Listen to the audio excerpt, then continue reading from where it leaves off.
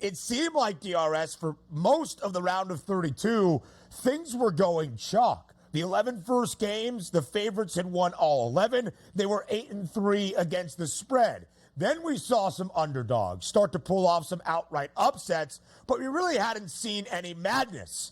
That was until the end of the Texas A&M and Houston game last night in Memphis. Houston was up by 11 points with a minute and a half remaining. And then A&M went on a crazy rally to tie the game in regulation and send it to overtime. But in OT, despite losing Jamal Shed, Emmanuel Sharp, LJ Cryer, 4 players fouled out for the Cougs, they find their way to a victory. Houston survives and advances, as is always the key at this time of year, with a victory yesterday over A&M in OT, 195. The Aggies do cover as a pregame 8.5-point underdog. That total goes way over with 195 combined points in the extra session.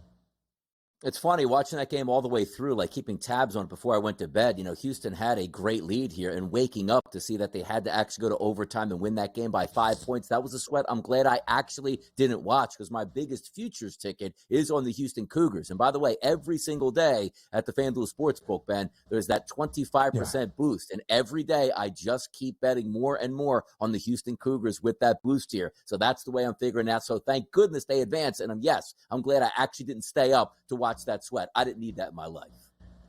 Yeah, DRS, I'm happy for you as well. It was 82-71 with a minute and 30 seconds left. And then A&M scored 16 points in those final 90 seconds to send it into overtime. Anderson Garcia did do that for A&M. It was a wonderful inbounds play from Buzz Williams and the Aggies. They end their year going over in 7 straight, reinventing their offense. So Houston, the 1 seed in the South region, on to the Sweet 16. The Cougs have reached the round of 16 for 4 straight seasons. Now make that 5 straight trips to the NCAA Tournament. Connecticut, the reigning national champs, back into the second weekend as well. A big victory yesterday over a shorthanded Northwestern team. UConn's 8 wins in the NCAA Tournament over the past 2 years by at least 13 points, with an average margin of victory at 20, as they blow out Northwestern 75-58. UConn covers as a 13.5-point favorite.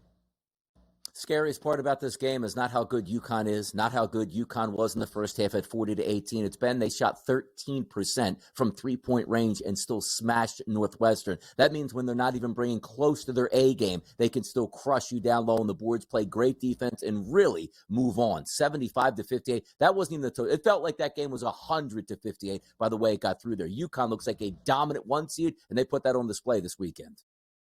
Connecticut into the Sweet 16 as the 1 seed in the East region. We keep it rolling around those 1 seeds yesterday. Purdue absolutely hammering Utah State, the 5th largest margin of victory ever in the round of 32, as the Boilermakers win by 39.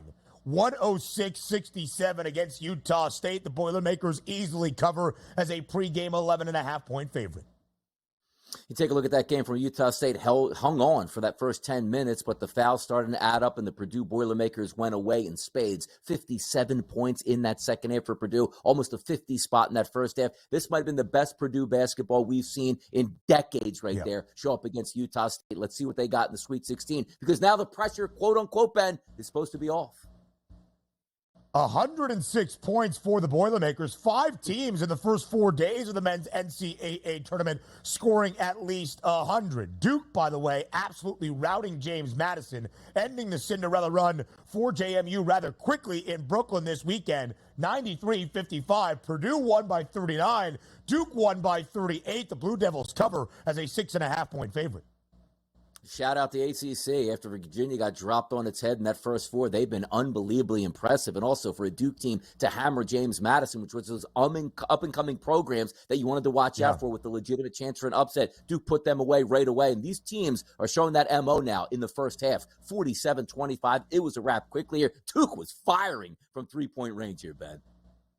They were against the second-best three-point shooting defense in the country in JMU. Jared McCain, 8 triples, 30 points for Duke men's basketball. Duke women's basketball, as the 7th seed in Portland Region 3, pulls off the upset over the 2 seed Ohio State, 75-63. We roll into the NCAA Women's Tournament. LSU was down big against Middle Tennessee in the round of 32, but the reigning national champs, the Bayou Bengals, prevail. They blow out Middle Tennessee in the second half to advance into the second weekend. Yeah, here's an interesting part about LSU. They feel like Duke men's basketball because if you're an LSU fan, you love them, but the majority of the country who's not even from, the boot down there rooting against them. We need those villains here. We got to keep them around as long as possible until they match up against Iowa. It's going to be awesome to watch it play out. LSU was down by 4 at the break. They rally and win by 27 points. More women's basketball action as well. We'll detail for you here, but a great game between Stanford and Iowa State last night. The Cardinals survive against the Cyclones in OT. Plenty more around the opening weekend of the NCAA Tournament coming your way up next.